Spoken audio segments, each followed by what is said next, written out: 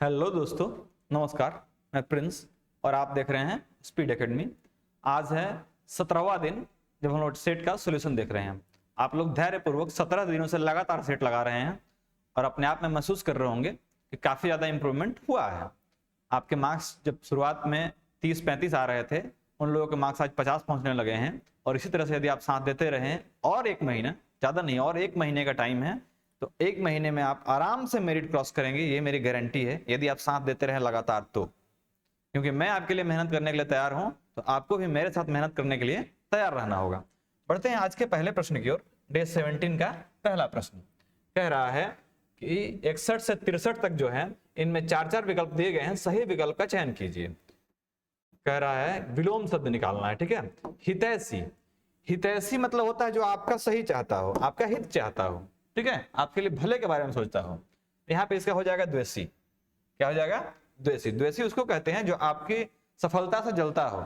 जैसे आपका यदि कोई रिजल्ट आया तो बगल वाला कहता है कैसे आगे लो, अगर यहाँ खाना वाना ना बनेगा, समझिएगा वही आपका द्वेषी है, वही हितैषी नहीं है।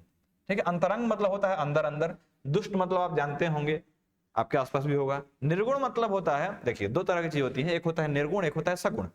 निर्गुण मतलब जिसको किसी से मतलब नहीं, लेकिन फिर जैसे कहता है कि निर्गुण भक्ति करता है, एक आदमी सगुण भक्ति करता है। तो निर्गुण भक्ति मतलब वो भगवान को देखा नहीं है, कुछ भी नहीं जानता, लेकिन फिर भी भक्ति करता है, उसको बोलते हैं निर्गुण भक्ति। और सगुण भक्ति मतलब वो कहता है कि ना हम फोटो रख के, मूर्ति रख के तब पूजा करेंगे, वो होता है सगुण भक्ति। ठीक है, तो ये चीज आप ध्यान रखेंगे। शिक्षक। शिक्षक का काम क्या होता है?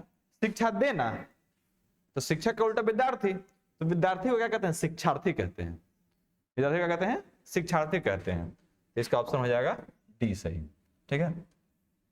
कई लोगों ने अशिक्षा लगा था। शिक्षा मतलब कुछ नहीं, मतलब पढ़ा ही नहीं है। ठीक है, शिक्षा तो आप समझ रहे हैं। और शैक्षिक मतलब इसका एक ये पद है, ठीक है, व्याकरण के हिसाब से एक पद है इसका शिक्षक का। जंगम, हाँ बहुत खतरनाक है। जंगम, जंगम मतलब होता है ना कि चलने वाला, मूवेबल, मोबाइल। जंगम मतलब मोबाइल, चलने वाला। ठीक है। और अस्थावर मतलब होता है रुका हुआ। जंगम मतलब चलने वाला, अस्थावर मतलब रुका हुआ, तो ये इसका आंसर हो जाएगा। और निश्चित मतलब आप जानते हैं जो निश्चित ना हो। धावक मतलब दौड़ने वाला, शांत मतलब शांत। तो यहाँ पे जंगम मतलब था चलने वाला, चलने वाला। तो चलने वाला के लिए अस्थावर, अस्थावर मतलब होता है रुका हुआ। ठीक है। कई लोगों का ये कंप्लेन था कि आप हिंदी बहुत खतरनाक खींचते हैं, एकदम 5 मिनट में निपटा देते हैं। तो आज मैं बता रहा हूँ, एक लड़की का कंप्लेन था, सर पता ना क्या नाम था, तो बोली कि सर आप सबका अर्थ काहे नहीं बताते हैं। बता देंगे भाई, लेकिन वो देखते हैं कि टाइम नहीं मिलता तो हम खींच देते हैं। 64 से 66 निम्नांकित प्रत्येक प्रश्न में दिए गए अनेक शब्दों में से एक शब्द के लिए 4-4 विकल्प दिए गए हैं, जिनमें से केवल एक ही सही है। तो सही विकल्प का चयन करके उत्तर दीजिए। जिस पुरुष की स्त्री मर गई हो, तो जिस पुरुष की स्त्री मर जाती है उसको कहते हैं विदुर। क्या कहते हैं? विदुर।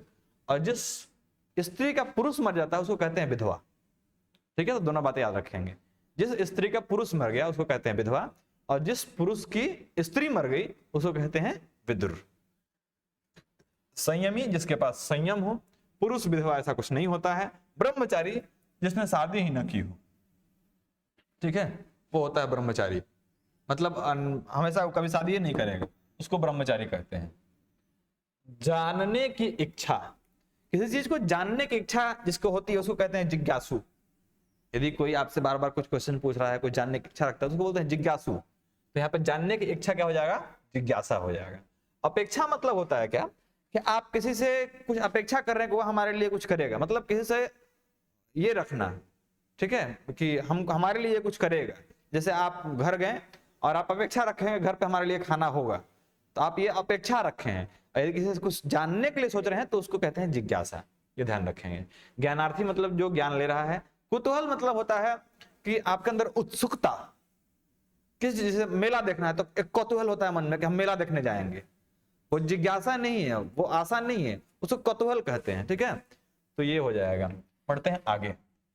66 नंबर, जो सूंघा गया न हो, जो सूंघा गया न हो उसको कहते हैं अनाघ्रात।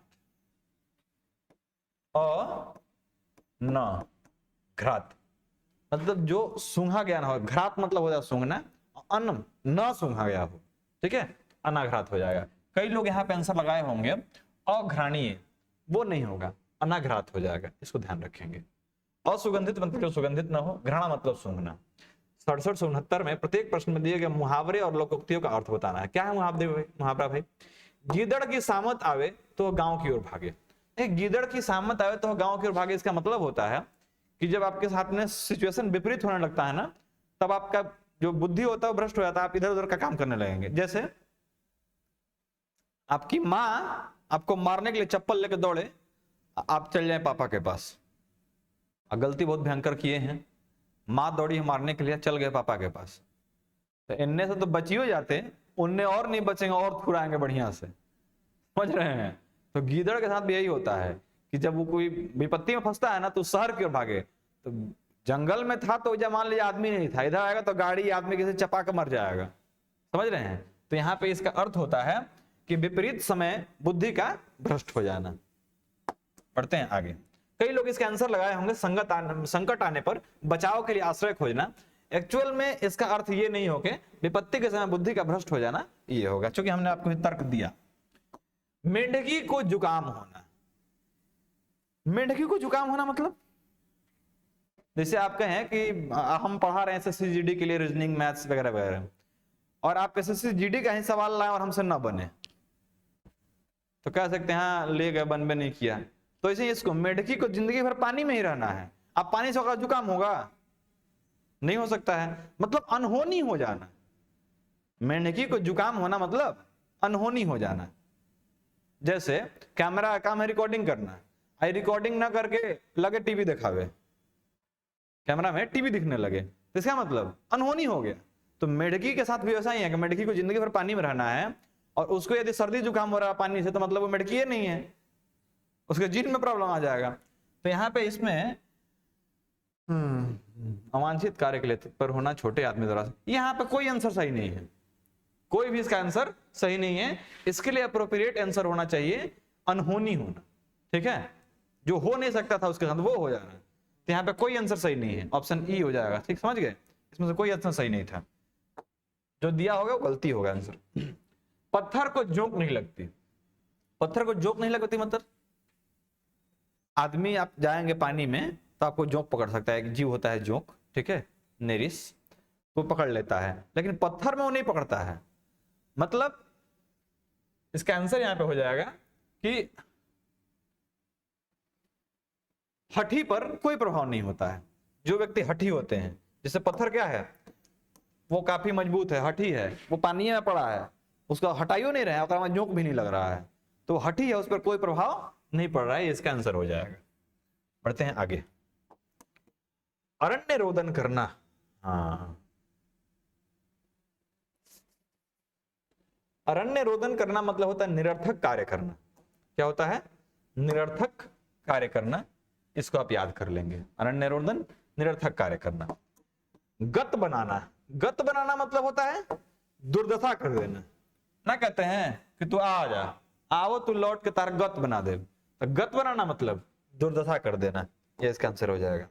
हैबियस कॉर्पस का हिंदी रूपांतरण, हैबियस कॉर्पस को एक मतलब वर्ड है आपके संविधान से रिलेटेड, आर्टिकल 32 में 5 प्रकार के रिट जारी किए जाते हैं, उन्हीं रिटों का यहाँ जिक्र किया गया है। इसमें एक हैबियस कॉर्पस होता है।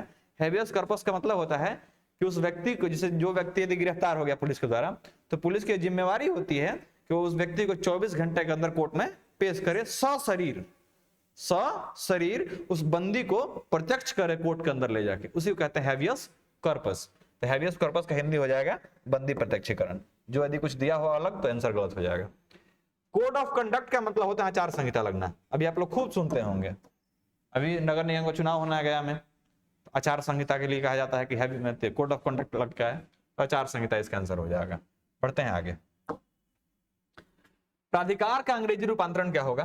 देखिए, प्राधिकार कहते हैं अथॉरिटी को, ठीक है, अथॉरिटी को कहते हैं प्राधिकार। आपने अक्सर सुना होगा, मतलब बड़े बड़े सोसाइटी वगैरह में अथॉरिटी शब्द आता है। अथॉरिटी का मतलब होता है प्राधिकार, जिसके पास अधिकार हो कुछ करने का। जैसे आप इस कोचिंग इंस्टीट्यूट में आते हैं तो यहाँ पे जो अथॉरिटी है वो आपको एंट्री करने के लिए वो कार्ड दिया है, किस कार्ड को दिखाओगे तब आप एंट्री कर पाओगे, समझ रहे हो? तो कुछ अथॉरिटी जो होती है, जिनका एक नियम कानून होता है, उसका आपको फॉलो करना पड़ता है। लीगल हिंदी रूपांतरण हुआ किसका? लीगल कहते हैं विधिक को, यानी कि जो विधि के अनुसार चल रहा है, मतलब कानून के अनुसार जो चीजें चल रही है उसको इंग्लिश में कहते हैं लीगल, हिंदी में कहते हैं विधिक। ठीक है, 76 से 78 की ओर बढ़ते हैं। क्वेश्चन नंबर 76 से 78 की ओर कह रहा है कि इनमें से कुछ त्रुटियां हैं, उनको आपको निकालना है। जो लेखक लिखा है कि लेखक लिखा है, लेखक बनना चाहते हैं वह भाषा पर ध्यान रखे। गलती, वह भाषा का ध्यान रखे, भाषा का ध्यान रखे, ये होगा।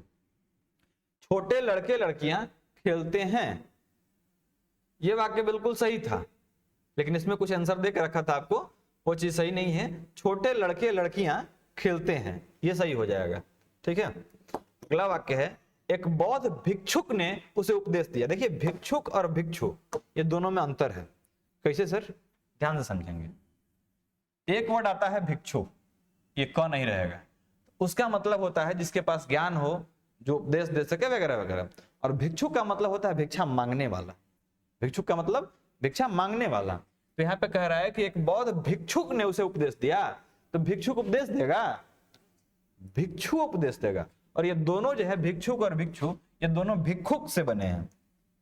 एक पाली भाषा में शब्द है भिक्षुक, ठीक है, इसी से ये दोनों बने हैं, भिक्षुक से। तो यहाँ पे आपको पता चल रहा होगा कि यहाँ पे भिक्षुक ना होके यदि केवल भिक्षु रहता तब ये सही हो जाता। ठीक है, तो यह आंसर यहाँ से है। पढ़ते हैं अगले प्रश्न की ओर, 79 और 80 में। निम्नांकित प्रत्येक प्रश्न में दिए गए शब्द में वर्तनी त्रुटि है, इसको आपको ठीक करना है। ध्यान से देखिएगा। संग्रहित, संग्रहित, संग्रहित, ये तो गलत है, ये भी गलत है। अब बात करते हैं इधर संग्रहित, संग्रहित, संग्रहित, संग्रहित। ये संग्रहित जो है इसमें ह्रस्वी से होना चाहिए था, तब ये सही हो जाता। और ये बिल्कुल सही है, वो बिल्कुल सही है। संन्यास, संन्यास, समन्यास, संन्यास गलत, समन्यास गलत, संन्यास होता है, मतलब स के ऊपर भी ना और फिर न्यास भी। ठीक है, न्यास के साथ, तो ये वाला ऑप्शन सी आपका सही आंसर हो जाएगा, बी सही नहीं हो। तो इस तरह से हमने हिंदी का आज का सॉल्यूशन देखा। उम्मीद है कि आपको चीजें समझ में आई होंगी। यदि अब भी किसी चीज में डाउट हो और लगे कि नहीं इसको और एक्सप्लेन करना चाहिए, तो आप कमेंट सेक्शन में जरूर लिखेंगे। मैं कोशिश करूंगा कि और चीजों को एलेबोरेट करके बताऊं। और आज आपको रीजनिंग का वीडियो नहीं मिलेगा, जो कि थोड़ा सा लेट होते जा रहा है और मुझे मेरा तबीयत ठीक नहीं लग रहा है, तो मैं अगले दिन शामिल कर दूंगा आज के रीजनिंग का वीडियो। मिलते हैं अगले वीडियो में, तब तक के लिए जय हिंद।